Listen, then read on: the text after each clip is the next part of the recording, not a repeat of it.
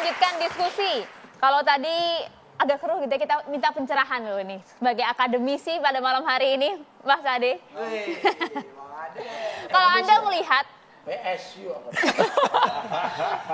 satu kubu sebenarnya. Jadi malam hari ini kalau Anda melihat munculnya Ganjar Pranowo di sebuah tayangan azan salah satu stasiun televisi ini merupakan sah-sah saja sebagai pendidikan tadi katanya, atau justru ini masuk dalam politik identitas atau politisasi agama? Yang mana? Oke. Pertama-tama saya akan standpoint saya begini. Buat saya siapapun misalnya mau menampilkan diri dalam kampanye politik dengan menggunakan simbol-simbol agama, itu adalah seperti tadi dikatakan, itu adalah pencitraan yang biasa-biasa aja. Jadi dalam hal ini misalnya gini, ada sebuah iklan yang menampilkan Pak Anies sholat atau khotbah atau wudu. Ya boleh dong, namanya juga pencitraan.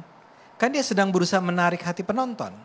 Penontonnya suka kalau ternyata calon pemimpinnya itu orang yang menjalankan ritual agama Islam. Misalnya gini, misalnya begitu. Jadi tidak ada yang salah dengan membuat sebuah iklan yang berusaha membangun sebuah image tertentu. Ya ini dalam hal ini image keislaman seseorang di layar televisi. Salurannya tapi tepat nggak ini? Nah sekarang pertanyaannya adalah kenapa jadi masalah? Jadi pertama kita terima dulu, ini adalah sebuah iklan. Ini adalah sebuah bentuk kampanye politik. Saya selalu heran kalau orang menganggap, loh itu kan bukan iklan. Ya, kalau bukan iklan lantas apa? Kan memang ini adalah sebuah upaya membangun image tertentu melalui televisi. Nah dia kemudian di iklan itu yang jadi talentnya adalah Ganjar Pranowo. Artinya dengan sengaja orang yang membuat iklan itu menempatkan Pak Ganjar Pranowo di sana. Nah tujuan pembuat iklan itu apa? Sebagian orang agak mengada-ada menurut saya mengatakan bahwa itu adalah sebuah iklan untuk mengajak orang sholat. Saya nggak terima itu. Masa sih pembuat iklan itu mengeluarkan uang, membuat sebuah produksi iklan yang rumit, yang susah, yang melelahkan hanya untuk, bukan ini nggak penting. Tapi yang penting adalah itu jelas bukan dalam rangka mengajak orang sholat. Karena yang dijadikan talent adalah Ganjar Pranowo. Nah kenapa Ganjar Pranowo yang dipilih menjadi talent? Ya karena dia sedang menjelang memasuki tahapan pencalonan presiden, pemilihan presiden.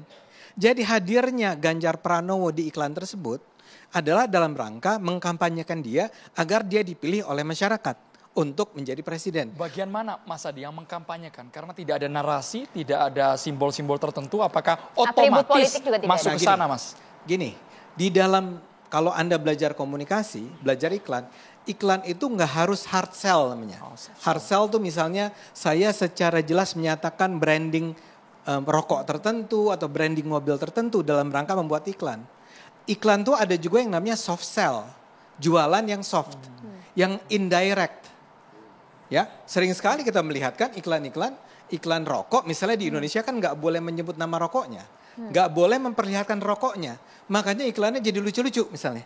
Misalnya iklannya cuma menampilkan ada perempuan naik mobil, terus ternyata di ujungnya kita baru tahu bahwa itu kayaknya sih ini iklan rokok, nggak pernah disebut bahwa itu iklan, tidak pernah disebut.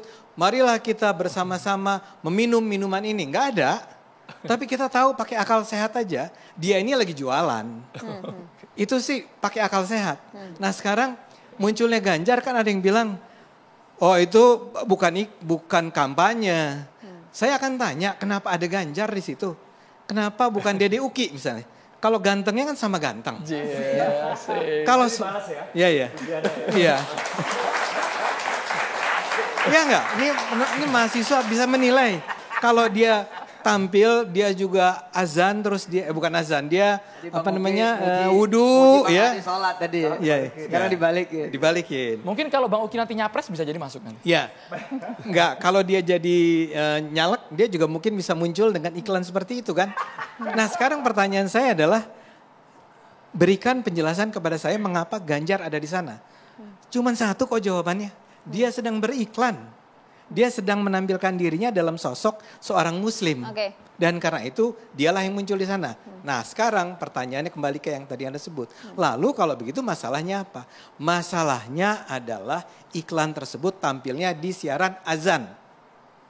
Itu yang nggak boleh. Nggak boleh. Itu jelas kok di dalam aturannya KPI, jelas tercantum di situ. Dikatakan bahwa di dalam siaran azan tidak boleh disisipkan iklan built-in. Bukan iklan politik ya. Apapun iklan built-in, apapun. Dan saya ini gini-gini mantan anggota KPI. Dulu. Ya, yang milih Mas Gus Coy. Ya. Reuni ini. Ya. Saya itu pernah menjadi anggota KPI yang turut menyusun aturan-aturan KPI. Namanya itu standar program siaran. Itu clear as a blue sky. Nah, kenapa waktu itu dikatakan bahwa di dalam azan tidak boleh ada iklan? Karena begini. Anda mungkin pernah ingat di masa lalu, iklan itu di dalamnya disusupi ada iklan nggak tahu lah apa mobil, iklan obat gosok, iklan saya nggak tahu persisnya ya karena udah lama. Dan itu menimbulkan keributan. Azan itu kan panggilan sholat, sesuatu yang kita kategorikan sebagai sesuatu yang sakral, yang suci lah. Janganlah ditumpangi dengan niatan komersial, niatan jualan. Dulu belum ada isu memasukkan iklan politik ke dalam azan. Karena itu tidak disebut secara spesifik. Sebentar. Saya mau bilang bahwa ini aturan ini ada sampai sekarang di KPI. Tidak pernah dicabut oleh KPI. Masih dikaji, Mas. Bukan aturan melarang adanya iklan di dalam azan sampai sekarang tidak pernah dicabut. Nah sekarang sehingga pertanyaannya adalah saya yakin kenapa KPI harus mengkaji karena dia masih sibuk memikirkan tapi tampilnya Ganjar di dalam azan itu iklan bukan ya? Kan itu yang saya bilang, ayolah. Itu apalagi tujuannya munculnya azan di sana. Saya ulang ya supaya clear bahwa saya tidak sedang anti iklan politik yang menggunakan simbol agama. Saya tidak against Pak Ganjar. Yang saya persoalkan adalah iklan di dalam azan. Oke, itu asumsinya. Kita langsung ke Anwar Abbas sebelum nanti ditanggapi oleh KPI, Buya Anwar Abbas. Ya, saya terpesona saja dengan argumentasi yang disampaikan oleh adik-adik saya ini. Tadi Pak, semua kita mungkin sepakat barangkali bahwa tidak ada yang salah di situ ya. Dari perspektif agama. Dari perspektif agama saya tidak ada yang salah. Cuma daripada Armando tadi terkesan ada ketentuan dilanggar. Ya. Nah, oleh karena itu bagi saya mungkin ketentuan itu harus dipertegas. Kalau dalam kaidah apa itu tasarruful imam ala ra'iyah manutun bil maslahah. Jadi segala kegiatan dilakukan oleh pemerintah itu diarahkan dan diorientasikan bagi terciptanya kemaslahatan. Itu timbul pertanyaan pada diri saya. Hari ini sekarang gaduh ya. Ini maslahat atau tidak? Kalau menurut saya masih maslahat karena terjadi dialog. Terjadi tukar menukar pikiran. Dan menurut saya ini adalah sebuah proses yang bagus dalam rangka mencerdaskan bangsa. Sehingga saya lihat akhir-akhir ini ya, kalau sebelum-sebelumnya ada kesan saya nih. Kalau bicara agama dibawa dalam politik sepertinya alergi gitu ya. Tapi kalau sekarang ini saya lihat ini semua orang mengkaitkan agama dengan politik. Atau politik dengan agama. Ini bagi saya sebuah kemajuan ya. Yang harus saya syukuri ya. Karena falsafah bangsa kita kan gini. Pancasila. Sila pertama kan ketuhanan yang Maha Esa. Oleh karena itu menurut saya tidak boleh ada calon pemimpin yang kita rekomendasikan yang tidak beragama secara baik.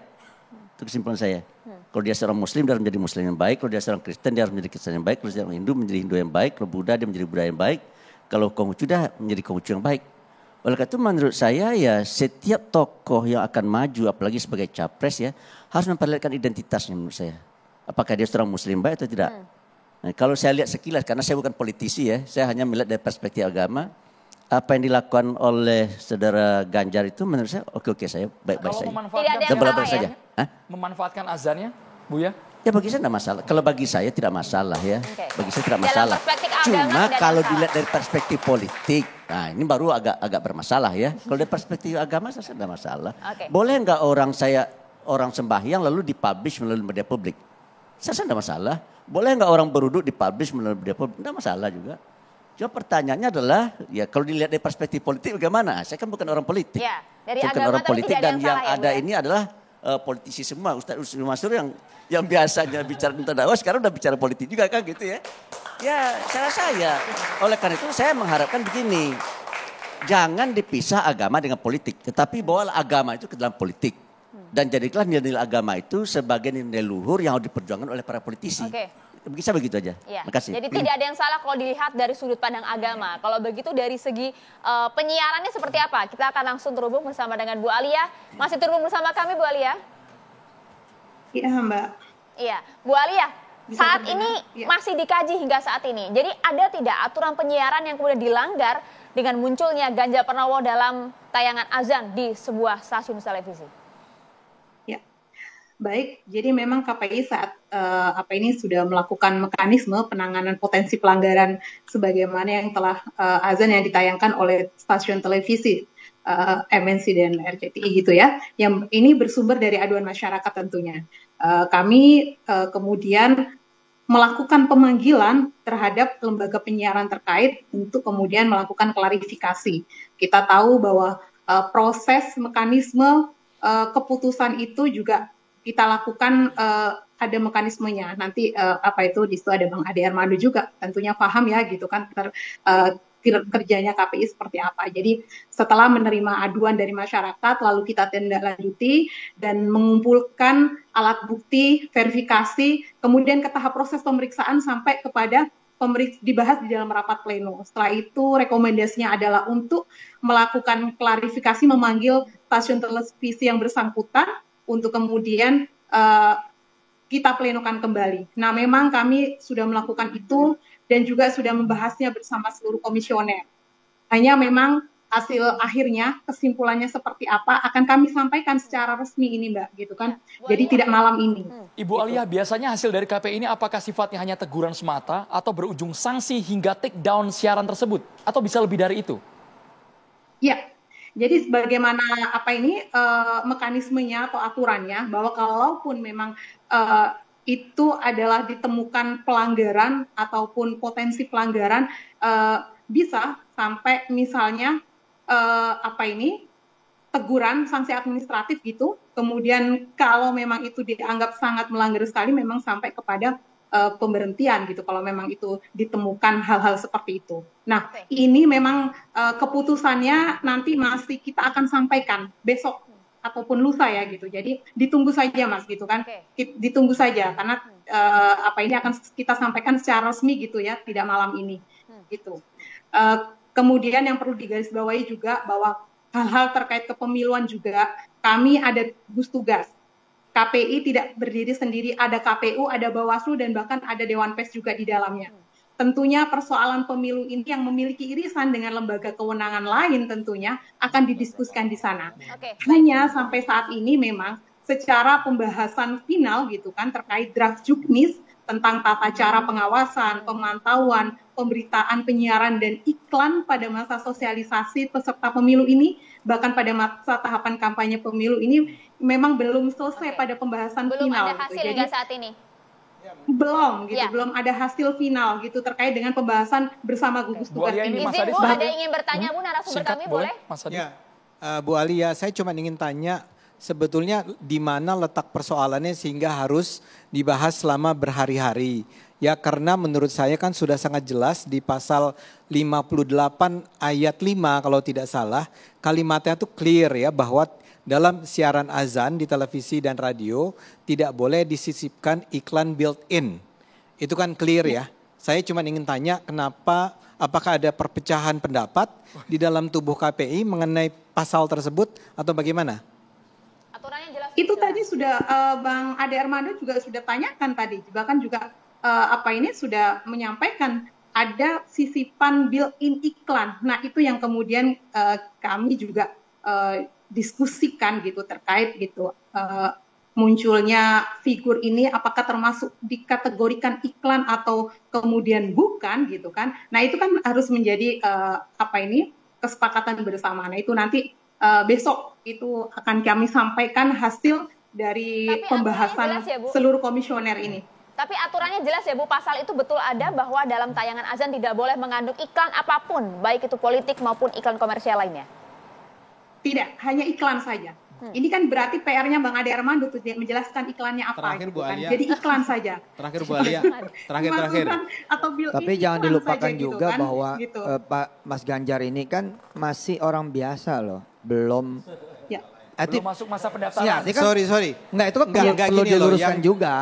Perlu ditempatkan juga pada tapi kan posisinya. Sudah deklarasi UIM. Maaf. Hah? Saya mau deklarasi. Saya mau katakan enggak, dan satu hal, kalau di aturannya KPI nggak penting dia capres atau siapapun, semua bentuk iklan built-in ya itu tidak boleh ada di dalam azan. Dan kenapa? Karena azan itu dinilai sebagai sesuatu yang sakral, sesuatu yang suci yang seharusnya tidak diganggu oleh kepentingan komersial ataupun kepentingan politik. Bu Alia, supaya efektif Bu Alia, saya mau tanya supaya efektif, membutuhkan waktu berapa lama untuk sidang ini? Karena jangan sampai melampaui jadwal pemilu. Pemilu selesai ternyata hasil KPI belum. Nggak sampai jadwal pemilu Bang, nggak sampai jadwal pemilu. Besok sudah ada keputusannya itu Bang. Besok paling mentok pun lusa, tunggu saja ya Bang ya. Oke Bu Alia, artinya hingga menunggu nanti hasil dari KPI begitu ya, hasil ini melanggar atau tidak. Saat ini masih boleh tayangkah tayangan azan tersebut? Hari ini masih ditayangkan ya, Jadi kita lihat besok hasil keputusan kami bersembilan itu untuk memberikan secara resmi gitu kan dihadap ke publik gitu terkait hasil temuan kajian dan juga berbagai pertimbangan dan juga masukan dari banyak gitu kan terkait ini. Jadi besok bagus kita tunggu saja besok. Iya ini bagus jadi ilmu kan, nanti tinggal finalnya keputusan KPI. Tapi bahwa sosok religius itu memang perlu ditampilkan menurut saya.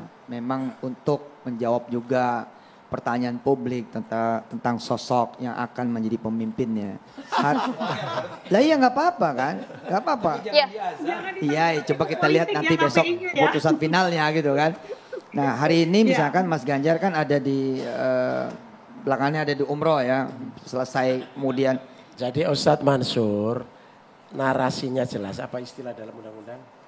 Kalimatnya jelas. Iklan adzan tidak boleh mengandung iklan. Udah itu aja udah selesai ya. Makin jelas, makin terang. Kita akan tunggu nanti ya hasil dari KPI seperti apa besok katanya Maria. Besok kita akan tunggu. Besok atau lusa ya. Itu dia, kita akan tunggu Bu Alia, terima kasih. Semoga tidak terlalu alot, catatan demokrasi akan segera kembali sesaat lagi. Jangan kemana-mana pemirsa.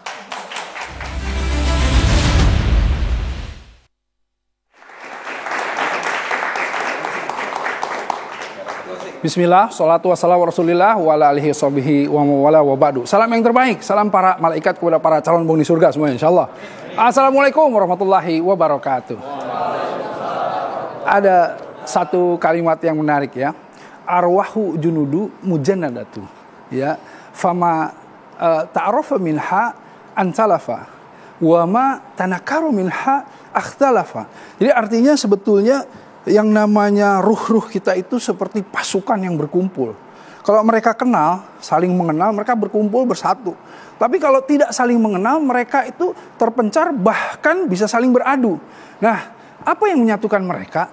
Sebetulnya kalau kata Ibnu Khaldun ya, itu yang namanya solidaritas itu keniscayaan sosial. Jadi solidaritas sosial itu kalau kita lihat kan berdasarkan apa? Ikatan dan hubungannya. Pertama adalah agama, etnis gitu kan, organisasi, profesi, hobi. Ya itulah sebetulnya yang namanya solidaritas sosial. Jadi kalau saya lihat politik identitas ini harus direview. Jangan hanya masalah, ini agama, politik identitas. Nanti pemain bola ketika dia berkumpul, ini juga politik identitas nih kan gitu kan. Nah artinya harus direview lagi. Tapi masalah politisasi agama itu lain hal. Saya ingin cerita aja dah. Ceritanya gini. Kalau yang namanya pencitraan lain lagi. Jadi Abu Hurairah radhiyallahu anhu ya pernah mendengar jeritan teriakan dari satu rumah. Ketika didatangi, ini siapa? Ini sahabat Rasulullah SAW. Ya, ketika kita lihat, kenapa ini berteriak gini ya? Ternyata dia ingat salah satu hadis dari Rasulullah. Hadisnya apa? Orang yang pertama kali dihisab di hari kiamat itu adalah orang yang kemudian pertama dia merasa berjihad bertempur di jalan Allah, tapi ketika ditanya sama Allah, kemudian saya berjihad, berperang di jalan Allah. Kata Allah, bohong. Kamu hanya ingin disebut pemberani. Ada orang yang kemudian saya belajar ilmu Al-Quran dan lain-lain, mengajarkannya ke banyak orang. Kata Allah, bohong. Kamu hanya ingin disebut sebagai orang alim, sebagai orang soleh. Ada lagi orang kaya raya yang setiap harinya bersedekah dan lain-lain. Saya ini ingin menyalurkan berinfak sedekah atas nama Allah. Kata Allah apa? Bohong. Kamu hanya ingin disebut orang yang dermawan. Artinya apa? Artinya mereka melakukan itu bukan berdasarkan Allah atau kebaikan itu sendiri, tapi berdasarkan ingin mendapatkan pujian dan banyak manfaat dari orang-orang banyak. Nah, inilah yang disebut pencitraan. Karenanya mereka semuanya diseret ke neraka. Ini hanya cerita ya. Jadi jangan-jangan terjebak di situ. Hati-hati. Segala sesuatu yang dilakukan berdasarkan nilai-nilai kebaikan, jalankanlah, lakukanlah berdasarkan nilai itu. Apalagi yang dikaitkan dengan Allah ya. Jadi jangan kita menipu, bahkan Allah saja mau mau ditipu. Wah, jangan. Nauzubillah min dzalik ya. Jangan melakukan pencitraan hanya tadi untuk mendapatkan pujian semata. Ingat, niatnya harus diluruskan. Dan mudah-mudahan ini semua masyarakat kan sudah cerdas ya. Jadi kita lihat mana yang kira-kira ini pemimpin yang secara jujur melakukan kebaikan, mana yang hanya di iklan saja atau hanya sesaat saja. Ingat, jadilah pemilih yang cerdas, insya Allah. Assalamualaikum warahmatullahi wabarakatuh. Waalaikumsalam warahmatullahi wabarakatuh. Terima kasih dengan Ustaz Erik Yusuf, Ustaz Yusuf Mansur, kemudian Mas Dede Pariyudi, Buya Anwar Abbas, terima kasih. Terima kasih juga Gus Coy, Bang Ade, terima kasih Bang Nara, dan juga terima kasih untuk mahasiswa dari Universitas Muhammadiyah Jakarta. Dari kasus ini kita akan tunggu nanti bagaimanakah hasil dari KPI, apakah kemudian munculnya Ganjar Pranowo dalam sebuah tayangan azan di stasiun televisi melanggar aturan atau tidak. Atau jangan-jangan calon lain akan mengikuti jejak Ganjar Pranowo. Catatan demokrasi harus kita akhiri. Saya Andromeda Mercury. Dan saya Maria Asgaf. Kita berdua pamit. Terima kasih atas perhatian Anda. Kita jumpa lagi minggu depan. Sampai jumpa.